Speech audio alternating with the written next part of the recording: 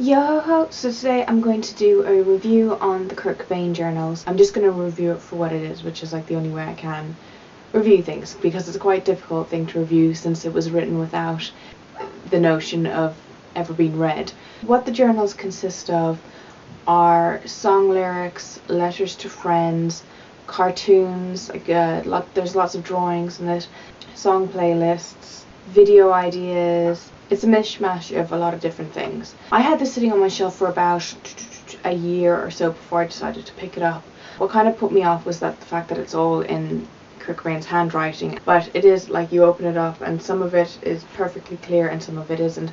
But once I started reading it, I forgot that it was in handwriting. I really didn't have any trouble with it. You get used to it after a while, like after the first couple of pages you're in. I really thought this was very sort of humanizing, and for someone who was put so high on a pedestal by my generation especially, I thought it was very interesting actually reading their thoughts. I didn't think that there was anything too, I mean, obviously it's been really edited down and there's parts of it where it's very disjointed and it will jump from different papers, like different types of like line paper to yellow paper to, and it will be talking about one specific thing on one page and then it will jump off topic to something totally different where you can see that there's obviously been something taken out or it's been edited in some way.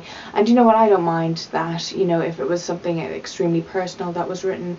I think things like this, especially when the person can't give consent whether they want it to be printed, I think it's fine that some of the more personal things should be taken out, because there's still a lot left in it. Of course, all the lyrics to a lot of the Nirvana songs, and what I thought was kind of most interesting about this was the Nirvana stuff, the kind of before they were famous writings to record companies and ideas like the band name ideas and things like that. I found that most interesting. Some of the stories I found a little hard to read, like the one about the girl. I found that quite hard to read just for what it was.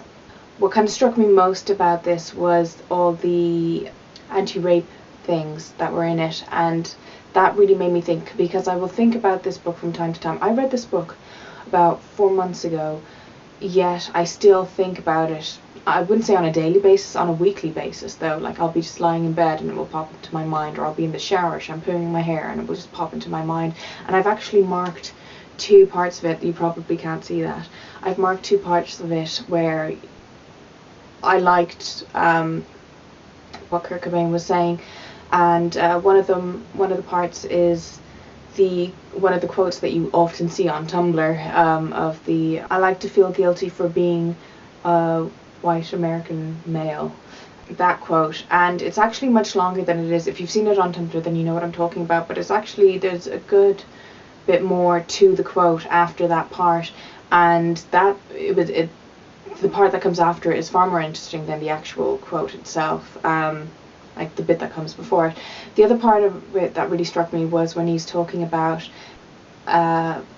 girls being taught in school how to defend yourself against rape, or how to prepare yourself against it, and then looking outside the window and seeing all the boys outside playing football and saying that they should be the ones in here being taught not to rape. I thought that was like, it just really just struck me, because it's totally true, and it actually really depressed me as well, because this book was written, these journals were written over 20 years ago and we still have the exact same problems as we did then. Nothing has changed. In my feelings towards this is, I did come out of it feeling quite depressed. There's lots of bits where Kurt Cobain is complaining about his drug addiction and his stomach problems and why he takes so many drugs to deal with the stomach problems, and the frustration he was feeling. Overall, I thought it was quite, it's a sad thing, because then you know what happened. But it is very interesting, especially if you're a music fan, if you want to like start a band or things like that. I think there's some tips in here. And I especially love the playlist and Kurt Cobain's taste in music. I noticed that a lot of the bands he listed I knew of because I listened to them. I was like, hey. I always get excited when I see bands that I listen to. I will say this, heads up, if you're going to read this, you might want to like look up the Wikipedia page if you're not too familiar with the music of the time.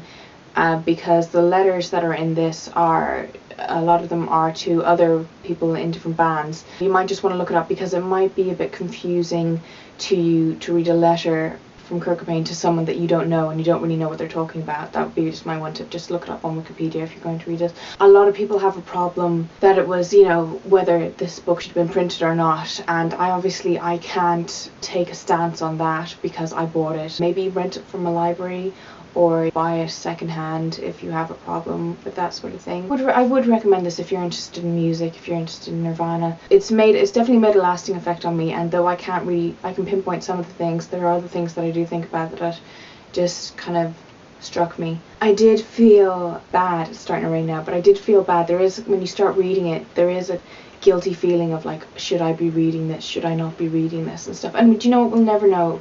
But on the cover it says, if you'll read, you'll judge, and I have to say I didn't judge in any like negative way. I came away not in like a creepy way. I think some people will be like, oh, now we know what he was thinking and his thoughts and on things, and I'm closer to him now and stuff. I think there are some people that will come away with that kind of creepiness to it. I just take it for what it is. So I hope you enjoyed this video, and I'll talk to you soon. Goodbye.